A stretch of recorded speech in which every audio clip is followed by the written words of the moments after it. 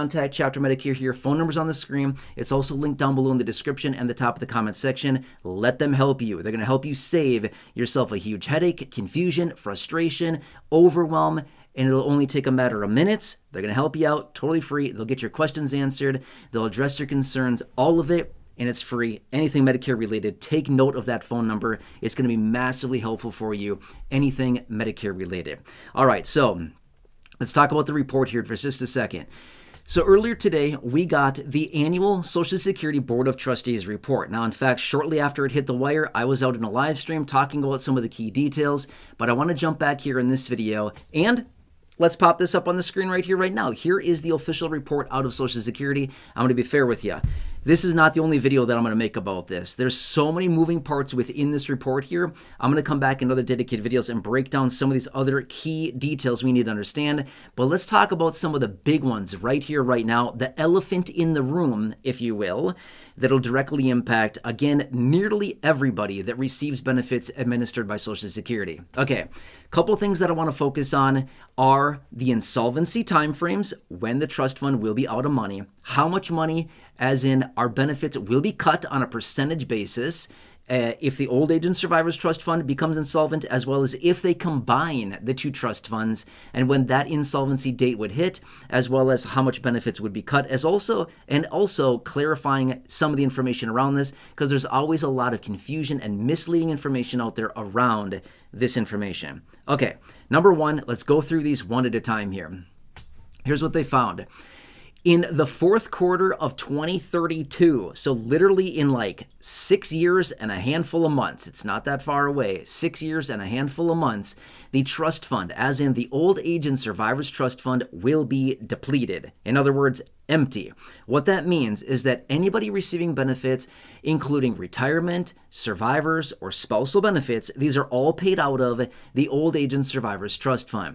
That trust fund, in other words, when I say trust fund, think of it like a savings account. The bank account within Social Security will be empty. Empty, as in no more money in it. Does that mean they're bankrupt? No. Social Security is not bankrupt. It'll still have plenty of money coming in, but the problem is the amount of money that's being brought in versus the money that needs to be paid out is quite a bit different, okay? At that point, what they found with the report here is that if they allow the Old Age and Survivors Trust Fund to become insolvent, as in the trust fund emptied, what that means is that benefits will be cut by 22%, and only 78% of benefits will be paid out at that time. The example that I gave in the live stream earlier today was this. If you're getting a $1,000 monthly benefit at the time of insolvency, a 22% cut would be an instant $220 reduction to your benefit, and your benefit would turn from $1,000 to $780. That's what that would look like. That's bad right there, okay?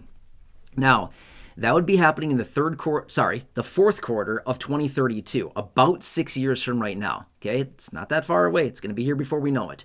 Now, remember, there's two trust funds within Social Security. There's the Old Age and Survivors Trust Fund, the one that pays retirement, survivors, and spousal benefits.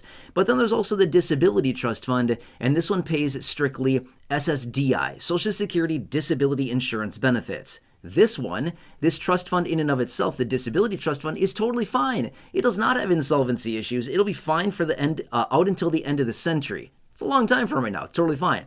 However, they've got this great idea that if they combine the two trust funds, then they could get a little bit more time out of it, as in keep paying full benefits for a little bit longer. But then, in the event of insolvency a little bit later, it takes down all the programs that will see benefit cuts at that time. I don't like this idea, but it's something they're talking about. Anyway, if they were to combine the two trust funds, which as of right now, they cannot, it's illegal. They would have to change the law in order to combine the trust funds.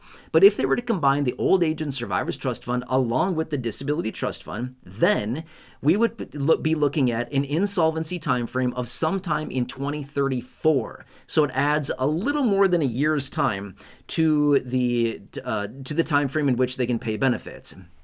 So it adds a little bit more time, a little bit more than a year of time in that case. However, the cut to benefits would also not be quite as severe. If they were to combine the trust funds, not only would it become insolvent in 2034, a little more than a year later, but the cut to benefits wouldn't be quite as bad. It would be coming in at a 17% cut, whereas the previous cut was 22%. So it's 5% less of a cut to benefits. Meanwhile, they'd be able to pay out 83% worth of benefits at that time versus the 78% that they could in just the other scenario that I played out for you earlier. Now, what would this look like? The same example that I gave in the live stream earlier. If you were receiving a $1,000 monthly benefit at the time of insolvency and insolvency hit, what that would mean is that your benefits would be cut by 17% or $170, and your $1,000 monthly benefit would turn into $830. That's what that would look like. So you'd lose literally $170 overnight in the event of insolvency in scenario number 2. That's what that's all about. Now, a couple other stats that I want to share with you as well. Last year, when we got the report a year ago, they told us that they had $2.72 trillion in the trust fund. As of right now in this report, they now have $2.56 trillion.